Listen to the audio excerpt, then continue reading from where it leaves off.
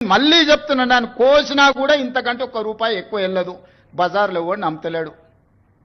మొత్తం దివాలా తీసింది. 11% మిత్తికి తెస్తాడే, 3-4%కి రావాల్సిన వాడు ఎవడన్నా ₹10 మిత్తికి డైలీ ఫైనాన్స్ తెచ్చుకునేటోడు ఉంటాడు చూడు బజార్లో, అంతకంటే ఎక్కువ అధ్వానంగా అప్పులు తెచ్చిపెట్టిండు ఆయన. హ్యాపీగా పోయి ఫామ్ హౌస్లో దుప్పటి కప్పుకొని పండుకు సావునరా మీ సావు అని. 3 నెలలకు ఒకసారి బయటకు వస్తాడు, తిడతాడు, పోతాడు. అది ఫెయిలు, ఇది ఫెయిలు, ఇది ఫెయిలు, అది ఫెయిల్ అని. ఆయనకేముంది, ఆనందంగా ఉంది. ఆ చెప్పేటప్పుడు ఫేస్లో ఎంత ఆనందంగా అనిపిస్తుంది అంటే, రైతు బంధు ఫెయిల్ అనగానే ఆయన ఫేస్లో ఇట్లా బల్బు 1000 వోల్టుల బల్బు వెలిగినట్టుంది. ఎవడైనా బాధపడతాడా? అరే ఏదన్నా తప్పు జరిగింది, ఎవరికైనా రాలేదంటే బాధతో చెప్తాం మనం. ఫీజు రియంబర్స్మెంట్ చేయలేదంటే అయ్యో పాపం పిల్లలు ఫీజులు కట్టకపోతే ఎట్లా, వాళ్ళు చదివేట్లా అని ఒక బాధ ఉంటుంది. జీతభత్యాలు రిటైర్డ్ ఉద్యోగస్తులకు బెనిఫిట్స్ ఇవ్వలేదంటే ఒక కన్సర్న్ ఉంటుంది. అరే నీ అమ్మ ఏందా ఇట్లా అయిపోయిందని.